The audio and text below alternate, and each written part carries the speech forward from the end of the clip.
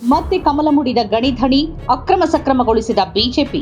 ಅದು 2008ರ ವಿಧಾನಸಭೆ ಚುನಾವಣೆ. ಕುಮಾರಸ್ವಾಮಿ ಅವರು ಮಾತಿಗೆ ತಪ್ಪಿದ್ರಿಂದ ಯಡಿಯೂರಪ್ಪ ಕಣ್ಣೀರ್ ಹಾಕಿ ಜನರ ಮುಂದೆ ಹೋಗಿದ್ರು. ಅನುಕಂಪ ಕೈ ಹಿಡಿದು 110 ಸ್ಥಾನಗಳ ಐತಿಹಾಸಿಕ ಗೆಲುವು ಬಿಜೆಪಿಯದ್ದಾಗಿತ್ತು. ಸರ್ಕಾರ ರಚನೆಗೆ ಇನ್ನೂ 3 ಸ್ಥಾನ ಬೇಕಿತ್ತು. ಆಗ 6 ಮಂದಿ ಸ್ವತಂತ್ರ ಶಾಸಕರ ಬೆಂಬಲದೊಂದಿಗೆ ಯಡಿಯೂರಪ್ಪ ಮುಖ್ಯಮಂತ್ರಿಯಾಗಿ ಪದಗ್ರಹಣ ಮಾಡಿದ್ರು. ಸುಭದ್ರ ಸರ್ಕಾರಕ್ಕಾಗಿ ಗಣಿಧಣಿ ಅಂತಲೇ ಕರೆಸಿಕೊಂಡಿದ್ದ ಗಾಲಿ ಜನಾರ್ದನ್ ರೆಡ್ಡಿ ಸಾಧ್ಯವಿರುವ ಎಲ್ಲಾ ತಂತ್ರಗಾರಿಕೆ ಅಂದ್ರೆ ಬೆದರಿಕೆ, ಆಮಿಷ ಎಲ್ಲದರ ಮೂಲಕ 3 ಕಾಂಗ್ರೆಸ್ ಶಾಸಕರು ಮತ್ತು 4 ಜೆಡಿಎಸ್ ಶಾಸಕರ ಆಪರೇಷನ್ ಕಮಲ ಮಾಡಿದ್ರು. ಅಲ್ಲಿಂದಲೇ ಆಪರೇಷನ್ ಕಮಲ ಅನ್ನೋ ಪದ ಹುಟ್ಟಿದ್ದು ಮತ್ತದಕ್ಕೆ ಕಾರಣ ಆಗಿದ್ದು ಗಣಿ ಮಾಫಿಯಾ ಡಾನ್ ಜನಾರ್ದನ್ ರೆಡ್ಡಿ. ಕಾಲದ ಪ್ರವಾಹದಲ್ಲಿ ಸಾಕಷ್ಟು ನೀರು ಹರಿದು ಲೋಕಾಯುಕ್ತ ವರದಿ, ಅಕ್ರಮ ಗಣಿಗಾರಿಕೆ ಪ್ರಕರಣದಲ್ಲಿ ಸಿಬಿಐ ತನಿಖೆ ರೆಡ್ಡಿಯನ್ನ ಜೈಲ್ ಪಾಲಾಗಿಸಿತ್ತು. ಬೇಲ್ಗಾಗಿ ನ್ಯಾಯಾಧೀಶರಿಗೆ ಲಂಚ ಕೊಡೋಕೆ ಮುಂದಾಗಿದ್ದ ರಾಜಕಾರಣಿ ಅಂದ್ರೆ ಅದು ಜನಾರ್ದನ್ ರೆಡ್ಡಿ. ಈಗ ಜೈಲು ಶಿಕ್ಷೆಯ ನಂತರವೂ ಅವರು ಬಳ್ಳಾರಿಗೆ ಕಾಲಿಡೋ ಹಾಗಿಲ್ಲ. ಅವರ ಮೇಲಿನ ಆರೋಪ, ಅರೆಸ್ಟ್ ನಂತರ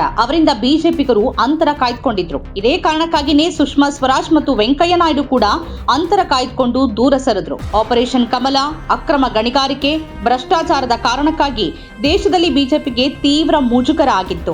ಬೇಕಾದಾಗ ನನ್ನನ್ನ ಬಳಸಿ ಕೈ ಬಿಟ್ರು ಅಂತಾನು ಜನಾರ್ದನ್ ರೆಡ್ಡಿ ಅಲವತ್ತುಕೊಂಡಿದ್ರು. ಬಿಜೆಪಿಯಿಂದ ಸ್ಥಾನಮಾನ ಸಿಗತ್ತೆ, ಸ್ಪರ್ಧೆಗೆ ಅವಕಾಶ ಸಿಗತ್ತೆ ಅಂತ ರೆಡ್ಡಿ ಕಾಯ್ತಾ ಇದ್ರು. ಆದ್ರೆ ಪಕ್ಷ ಅವರನ್ನ ಕಡೆಗಣಿಸಿತ್ತು. ಆದ್ರೂ ಬಿಜೆಪಿಯಲ್ಲೇ ಇದ್ದ ಜನಾರ್ದನ್ ರೆಡ್ಡಿ 2022ರಲ್ಲಿ ಬಿಜೆಪಿಯನ್ನ ತೊರೆದು ಕಲ್ಯಾಣ ರಾಜ್ಯ ಪ್ರಗತಿ ಪಕ್ಷವನ್ನು ಸ್ಥಾಪನೆ ಮಾಡಿದ್ರು. 2023ರ ಚುನಾವಣೆಯಲ್ಲಿ ಗಂಗಾವತಿಯಿಂದ ಸ್ಪರ್ಧೆ ಮಾಡಿ ಗೆದ್ದು ಬಂದ್ರು. ಅವರ ಪತ್ನಿ ಅರುಣಾಲಕ್ಷ್ಮಿ ಕೂಡ ಪಕ್ಷದಿಂದ ಸ್ಪರ್ಧಿಸಿದ್ರು, ಸೋಲನ್ನು ಅನುಭವಿಸಿದ್ರು. ಆದ್ರೆ ಮೊನ್ನೆ ರಾಜ್ಯಸಭೆ ಚುನಾವಣೆಯಲ್ಲಿ ಕಾಂಗ್ರೆಸ್ ಅಭ್ಯರ್ಥಿಯನ್ನ ಬೆಂಬಲಿಸಿದ್ರು. ತನ್ನ ವಿರುದ್ಧ ಬಳ್ಳಾರಿ ಪಾದಯಾತ್ರೆ ಮಾಡಿದ್ದ ಸಿದ್ದರಾಮಯ್ಯನವರ ಕೈ ಕುಲುಕಿದ್ರು. ವಿಜಯೇಂದ್ರ ರಾಜ್ಯಾಧ್ಯಕ್ಷರಾಗಿ ಯಡಿಯೂರಪ್ಪ ಹಿಡಿತಕ್ಕೆ ರಾಜ್ಯ ಬಿಜೆಪಿ ಬಂದ ಮೇಲೆ ಅಂದ ಕಾಲದ ಗೆಳೆಯರನ್ನೆಲ್ಲ ಮತ್ತೆ ಕರೆತರುವ ಕಾರ್ಯಕ್ಕೆ ಚಾಲನೆ ನೀಡಲಾಗಿತ್ತು. ಹಾಗಾಗಿ ಮತ್ತೆ ಆಪರೇಷನ್ ಕಮಲದ ರೂವಾರಿ ಜನಾರ್ದನ್ ರೆಡ್ಡಿ ಪಕ್ಷಕ್ಕೆ ಮರಳಿದ್ದಾರೆ. ತನ್ನ ಪಕ್ಷವನ್ನ ಬಿಜೆಪಿ ಜೊತೆ ವಿಲೀನಗೊಳಿಸಿದ್ದಾರೆ. ನನ್ನ ಮೈಯಲ್ಲಿರೋದು ಬಿಜೆಪಿ ರಕ್ತ, ಮೋದಿ ಅವರನ್ನ ಪ್ರಧಾನಿ ಮಾಡೋದೇ ನನ್ನ ಉದ್ದೇಶ ಅಂತ ಜನಾರ್ದನ್ ರೆಡ್ಡಿ ಹೇಳಿದ್ದಾರೆ. ಕಲ್ಯಾಣ ಕರ್ನಾಟಕ ಸೇರಿದಂತೆ ಉತ್ತರ ಕರ್ನಾಟಕದ ಕೆಲವು ಕಡೆ ಜನಾರ್ದನ್ ರೆಡ್ಡಿ ಬಲ ಇರೋದು ಮತ್ತು ರಾಮುಲು,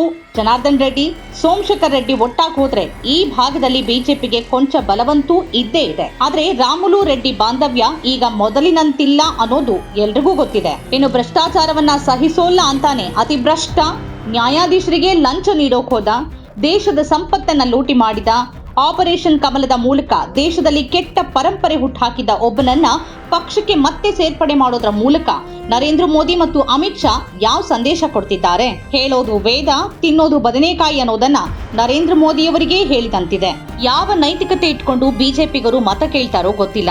ರೆಡ್ಡಿಯನ್ನ ಮತ್ತೆ ಪಕ್ಷಕ್ಕೆ ಸೇರ್ಪಡೆ ಮಾಡ್ಕೊಳ್ಳೋದ್ರ ಮೂಲಕ ನಾವು ಭ್ರಷ್ಟಾಚಾರದ ಪರವಾಗಿದ್ದೀವಿ ಅನ್ನೋದನ್ನ ಬಿಜೆಪಿ ಒಪ್ಪಿಕೊಂಡಂತಾಗಿದೆ.